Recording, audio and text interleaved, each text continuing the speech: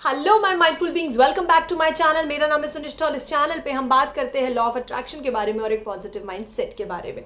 तो आज के वीडियो उन लोगों के लिए है जिन्हें डिसीजन लेने में दिक्कत होती है। तो यहाँ पर क्या होता है, डिसीजन मेकिंग एक ऐसी चीज़ है जो कि आपको लाइफ के हर एस्पेक्ट में लेनी पड़ती है। जब भी कोई काम करने जा रहे हैं तो डिसीजन लेना पड़ेगा। खाने में क्या बनाऊं, ये भी एक डिसीजन है।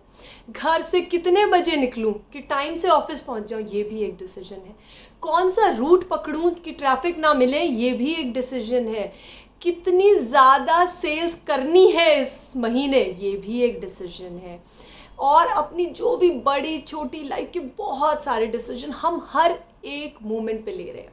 हर एक time we are involve in taking some decisions. हम कुछ ना कुछ डिसीजन लेते ही रहते हैं हर वक्त अपनी लाइफ में, क्योंकि आगे बढ़ना है। कोई डिसीजन, एक चीज़ को कंप्लीट करके फिर आगे बढ़ना है।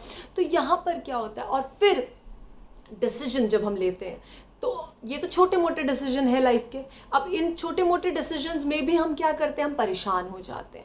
अरे मैंने तो इतने मन से खाने में ये बनाया था, किसी को पसंद नहीं आया, मैं बनाऊंगी ही नहीं खाना, है ना। हम ये डिसीजन लेते हैं और फिर हम परेशान होते हैं कि मैंने आज ये क्यों बना दिया, आज ऐसा क्यों कर दिया, उसने मेरे साथ आज ऐसा क्यों बोल लिया, मैं वहाँ क्यों चला गया, मैंने ऐसा क्यों देख लिया, मैंने वैसा क्यों सोच लिया। यहाँ पर हम डिसीजन लेते हैं और फिर अपने आप को ब्लेम करते हैं, रिग्रेट करते हैं उन पर्टिकुलर डिसीजंस को लेने के बाद। और जब बहुत बड़ा डिसीजन होता है तो हम ले लेते हैं तो रिग्रेट भी बहुत बड़ा हो जाता है, और रिग्रेट बड़ा हो जाता है फिर हम डिसीजन में कई बार दूसरों को इन्वॉल्व कर लेते हैं कि कोई और मुझे बता दे कि कैसे डिसीजन लेना है, कैसे इस चीज़ को सॉल्व करूं। हम दूसरों की हेल्प लेने जाते हैं, और जब डिसीजन आपका नहीं है, दूसरे का है, तो आप अपने आप को उस डिसीजन के लिए कन्विंस भी नहीं कर पाते। अब दूसरे के मन के हिसाब से करना पड़ेगा क्योंकि उससे पूछा है, पर आप खुद से उस डिसीजन के लिए कन्विंस भी नहीं है। और सबसे बड़ी प्रॉब्लम ये है कि जो ह्यूमन ब्रेन है ना, हमें ऐसा ट्रेन करा गया है कि हम बचना चाहते हैं ना, हम अकाउंटेबल और रिस्पॉन्सिबल नहीं बनना चाहते। मैं नहीं चाहती कि किसी भी डिसीजन की अकाउंटेबिलिटी और रिस्पॉन्सिबिलिटी मुझे दे दी जाए। मैं चाहूँगी मैं सेफ गेम खेलूँ, नहीं नहीं मैंने नहीं किया, मैंने नहीं ऐसा डिसीजन लिया, ये उसने बोला था, ये इसने किया था।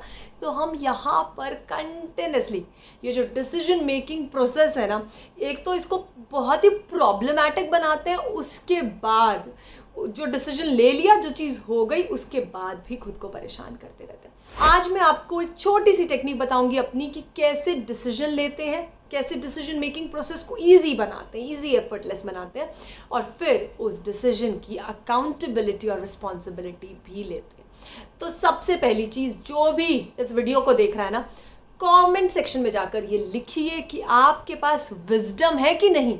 आपको क्या लगता है कि आपके पास विजडम है? अपने हार्ट पे हाथ रख के पूछिए, डू आई हैव विजडम? क्या मेरे पास विजडम है?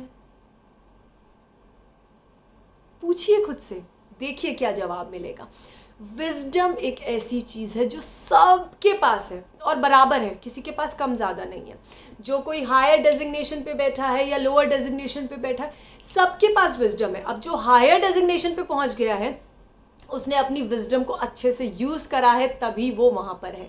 और जो नहीं पहुँच पाया तो उसने अपनी विजडम को अभी तक शायद समझा ही नहीं है। तो यहाँ पर इशू क्या आता है कि हमें लगता है कि हम में विजडम की कमी है, या हम में कुछ कम है औरों के कंपैरिजन में, जो हमसे आगे निकल गए हैं, जो हमसे आगे बढ़ गए।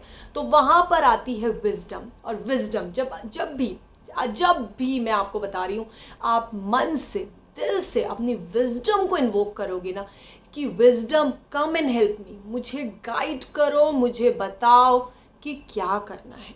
हमेशा अपने आप को एक सेपरेट एंटिटी बना दीजिए, एक अलग पर्सन बन जाइए, और विजडम को एक अलग पर्सन बना दीजिए। आप ये एक्टिविटी 2 ब्लॉक्स में खड़े होकर भी कर सकते हैं। एक तरफ आप खुद हैं, एक तरफ आपकी विजडम है। तो आपको क्या करना है, पूछना है कि क्या मेरा डिसीजन सही है, प्लीज़ विजडम हेल्प मी। अब विजडम से पूछिए कि क्या ये जो डिसीजन ले रहा है ये ठीक ले रहा है। अब आप विजडम हो तो आपको जज करना है, किसकी तरह, विजडम की तरह, कि हाँ डिसीजन सही है बट ये ऐसे भी हो सकता था। तो शायद आपकी विजडम, आपकी खुद की विजडम आपको आंसर देगी कि इसमें क्या करना है, क्या चीज़ की कमी है।